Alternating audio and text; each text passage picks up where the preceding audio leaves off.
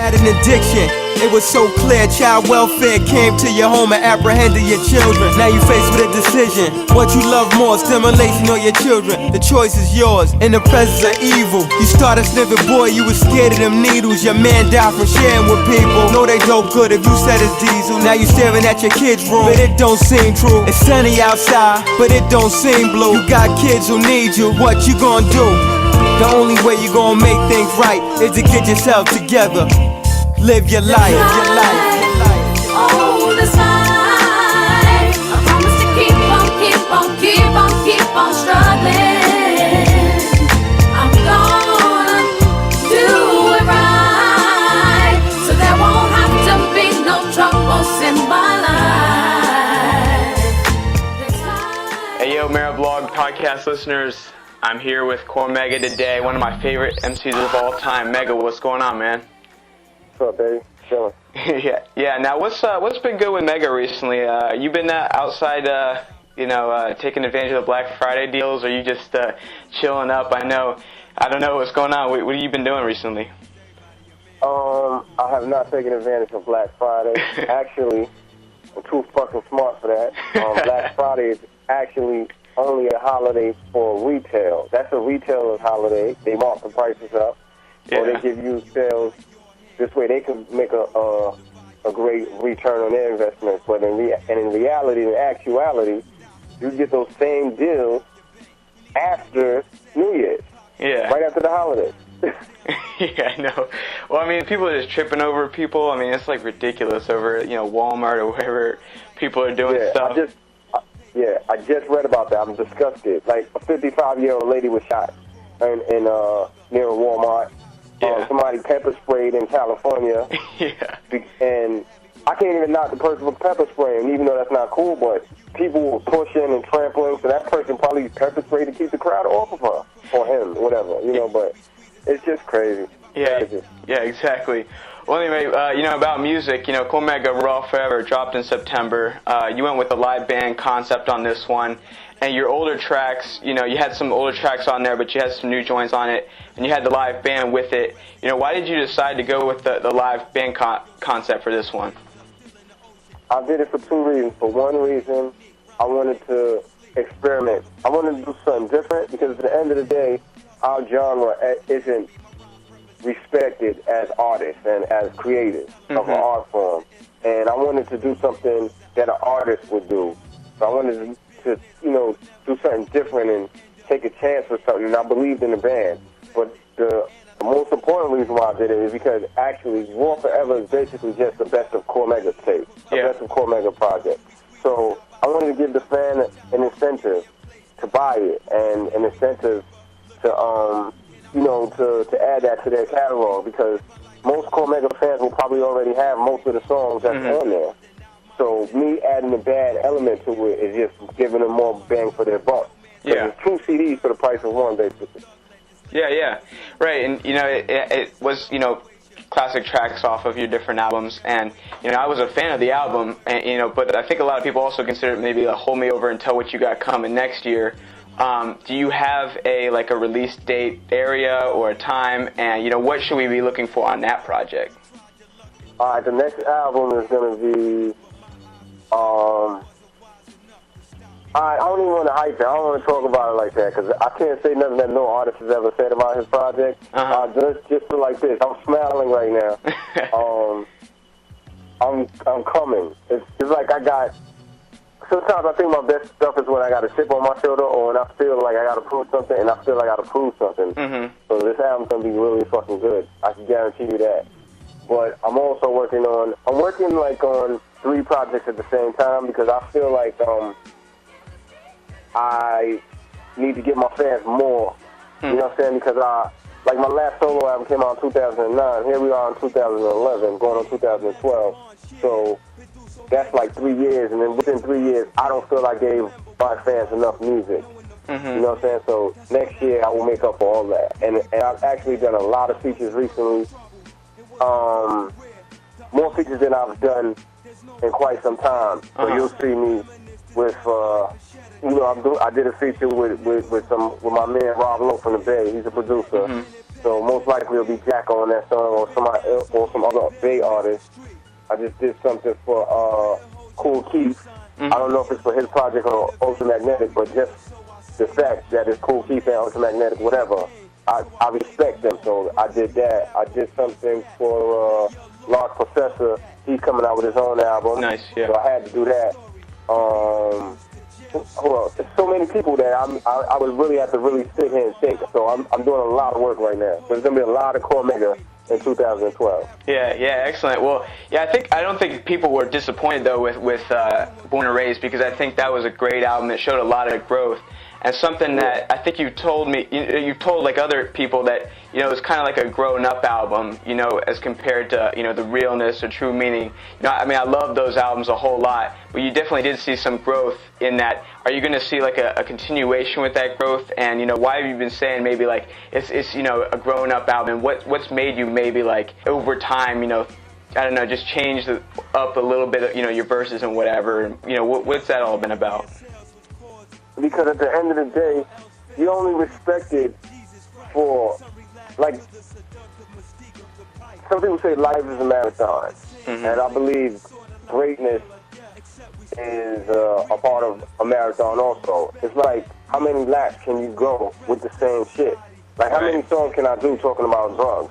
Or how many songs can I do talking about crack or streets or, the same redundancy, like which I'm hearing with a lot of artists. There's artists that I grew up admiring, or artists that, since they came out, I thought they was dope in there, and when I hear their new stuff, I hear the same exact thing. Like, damn, this is the same stuff he was talking about in 96 or 92. Yeah. So it's like, I don't want to be that artist. I want people to see the growth. I want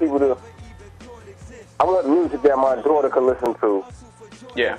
Also, I don't want her to just be like, I don't want my daughter to know I was selling crack before, or that I got people, or that I got shot, or that if she finds these things out, I would like to tell her on my own, my way. Yeah. But I don't want my legacy to be that of, remember the gangster rapper, Mega, or the dude, I'm not with that. Like, right. There's too much, I'm so much more than what some people might expect of me. And I know what to expect of myself. So, in order to be great, you have to grow. You have to show differences. Like, you look at sports. There are some basketball players that, as they got older, they couldn't jump or have the athleticism that they once had. Yeah. So their jump shot became better, or their floor decisions became better. There's quarterbacks who, as they got older, they became more smarter, or knew how to use the clock more. So it's like, how do you grow as an artist? Like, I don't want to fall into this trend that's destroying rap. Like, everybody's talking about the same stuff. So I have so much on my mind, and real artists talk about issues, and they talk about things that are relevant to them. So that's what I want to be. I want to be a real artist. So that's why I say I have to grow. Like, we have emotions. We as artists, we have emotions. Like, so I want to be an artist. I don't want to be a rapper. I don't want to be a stereotypical rapper. Like, starts as a rapper and ends as a rapper. I don't want to be that. Right, and you always mention, like, speaking of, like, saying rapper, I notice a lot of times people call you, rapper or something. You're like, hold up, I'm an MC. Why do you think that decision or that distinction is so important to you? Because an MC doesn't care about the radio, or the MC has to have more morals.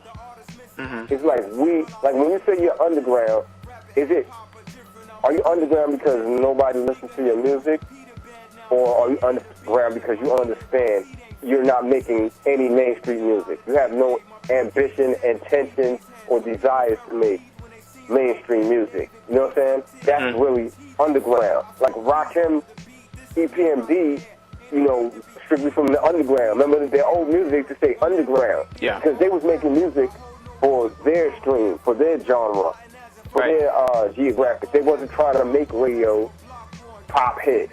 So nowadays you got rappers trying to make pop hits. I never will be a pop artist. I'm comfortable with that. You know what I'm saying? And radio play is seldom for me. I'm comfortable with that. I'm an MC. I'm the dude that you could be more famous than me and you could be more popular than me. Yeah. But if you're doing a show with me, you better bring your fucking A game or you're going to get outshined, or I'm going to kill it and people are going to talk about it after the show. And I've seen it happen a lot of times. So that's an MC. An MC evokes emotion. An MC cares about lyrics. An MC cares about putting on a good show. An MC, his words are everything. It's not the beat. If the only thing that carries you is your beat, then what are you? Right. You're just a side dish for the producer. Right, exactly. I think like Buckshot also fits that kind of model. And Black Moon, you know, like they accidentally, you know, stumbled upon the mainstream with, you know, like I Got You Open. Like I talked to him and he was like, you know, I didn't even mean for that to happen. You know, we're supposed to be backpackers and whatever. And, you know, also, you know, hip hop is interesting, you know, on a mainstream level. At least it is to me. You know, you were saying like, you know, it's more pop. You know, and I think it's struggling to stay hip-hop on the mainstream. You know, the guys in the independent game are kind of getting it, you know, guys like Fonte, you know, guys are keeping it hip-hop, definitely. You know, let's take it in American Beauty context, though. You know, one of my favorite Cormega songs of all time. How is the game being treated today? How are people treating her? I won't even elaborate on that. You know why? Why? Because I wrote the sequel to that, so you'll be hearing this. Oh man, I got to hear the sequel to that. Most definitely. You know, but you know, another thing I've noticed is, you know, your work that you've done for Haiti and Pakistan, and I want to commend you on that effort. You had the track with General Steel and Redman and others. You know, tell us about the endeavors that you had and the success that you've had with both of those.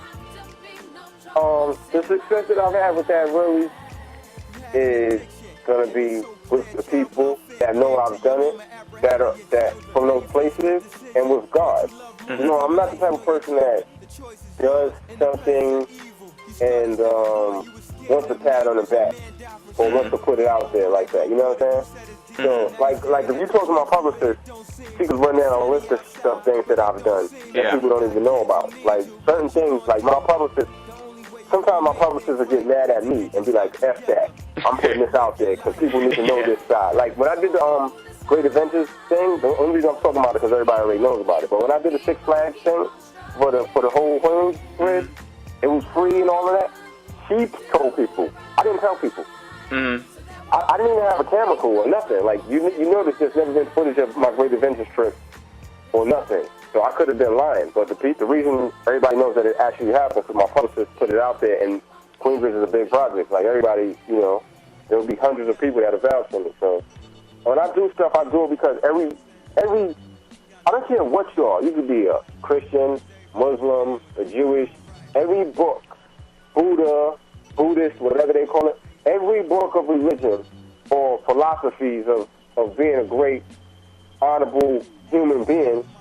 Every single book says do charitable things. Right. So that's just something that I have to do. You know what I mean? Mm-hmm. Right. And I don't think those are like dictated by any one religion, for sure. And exactly. You know, also, you know, I want to, you know, on a lighter note, maybe, you know, you're a Knicks fan, and I always see you on Twitter, you know, talking about the Knicks. You know, I know, you know, it sucks that, you know, basketball is not in session right now. We got the lockout going on. But like, you know, say we are, you know, and we will be playing basketball again sometime. You know, do you think that, I got to ask, you know, do you think the Knicks are going in the right direction with this team? You know, I got to be real, you know, I'm not a Knicks fan, and I don't think that Mike D'Antoni is the coach that can get a team to a championship. You know, he runs the run the floor and everything with the fastest. The defense isn't there. You know, but do you think the Knicks are on their way to big time success? And if not, what do you think needs changed for the team? Well, from an unbiased perspective, I would have to agree with what you just said. I think the Knicks, as currently assembled, have a very good team and have a chance to do some very good things. But Mike D'Antoni is not the coach for them. Mm-hmm. And I'm not even saying it because of the way he plays. It's not just the way he plays. Mm-hmm. It's his demeanor and his attitude. Like your words, when you're a coach, like your decisions resonate with your players. Like if you show favoritism, certain players, it's going to affect the mood in the locker room. And the things he says, he contradicts himself a lot. And you can tell he goes on, like, he has what the paper always calls D'Antoni's doghouse. Like, he gets mad at you, And you could tell when a player had a problem with D'Antoni because that player doesn't get any burn. Yeah. And some of his decisions, you know, they cost you. Like, for instance, how the fuck did Chris Duhon get so much run? Yeah. Like, Chris Duhon? Are you serious? No disrespect to him. Yeah, but yeah. come on, man. Even Chris Duhon had to be like, yo, I don't know how the fuck I'm pulling this off. Like, how do you become a coach of a team, right? And then the first day you come, you say, everybody gets a clean slate. Yeah. Everybody gets a clean slate. That's what he said when he first came to the Knicks. Mm-hmm. So, Stephon Marbury went out. He trained vigorously. He came in the best shape. Stephon was more bulked up. He was running. He was athletic. He was ready to go. Mm-hmm. Then he didn't give him no run. And it's supposed to be on a clean slate. Like, right. He didn't play not one game. Like, Stephon Marbury, you can say what you want about his attitude, whatever. But basketball-wise, Stephon was always in the top 10, top 15 point guards in the league. Mm-hmm. So, and the way that D'Antoni runs his offense would have been, Stephon would have thrived in that system. Mm-hmm. So, for you to not even give him a chance, and after you just said you get everybody clean slate, that was not cool. And then certain decisions that he makes is like, when he finds a guy that he likes, he sticks with that guy. Yeah. You know what I'm saying? So I don't, and he played his defense and some of his decisions in crunch time, he's not built for it. Like, we could have beat the Celtics in that playoff.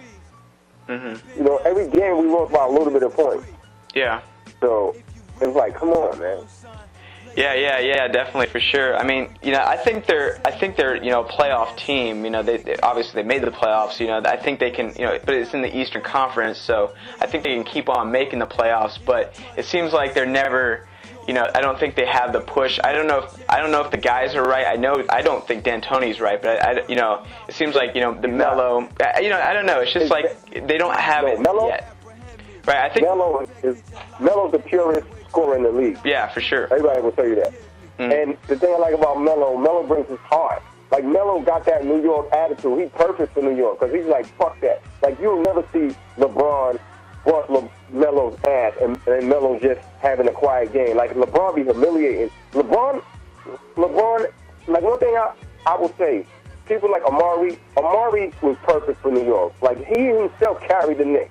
He was the perfect acquisition. And then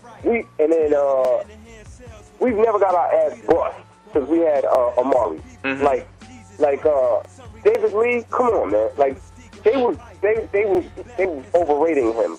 Yeah. He was overrated. He was good, but come on. Like, we've had some of the most humiliating games in Knicks history with David Lee on the floor. Like Kobe with the 61 or LeBron with the damn near triple-double on us with crazy points.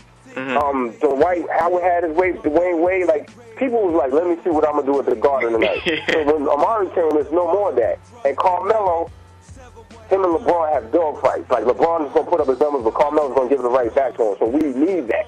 We just need a few more pieces. But another reason I don't like D'Antoni is like he doesn't like his philosophy, not just the way he plays, but his philosophy is like he doesn't like big men.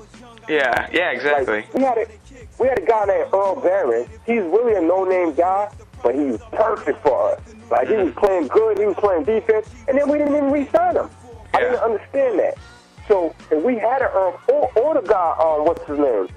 What's the guy name? They sent him to the Timberwolves, the white guy, Darko. Yeah. Darko? Yeah. It's Darko. Darko was perfect. Darko with Amari.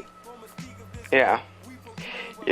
All we need Darko for is the block and shit. That's it.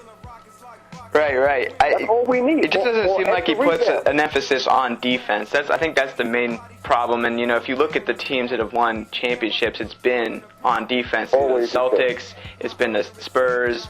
You know, even the Lakers played good defense. Last year was kind of different, but, you know, it's just like, seems like the teams that play defense are the ones that win. And, you know, D'Antoni's system may fill the seats, but it doesn't necessarily get you a championship. So that's always, you know, been my critique of him, for sure. But yeah, definitely. But I want to just wrap this up. Mega, thanks a lot for joining me. I appreciate it on the Mearablog Podcast. Go get Cormega Raw Forever in stores right now. It's definitely one of the best albums of the year. You know, I can't wait for next year, and American Beauty too. Definitely, I got to hear that one. But Mega, thanks for joining me today. No problem.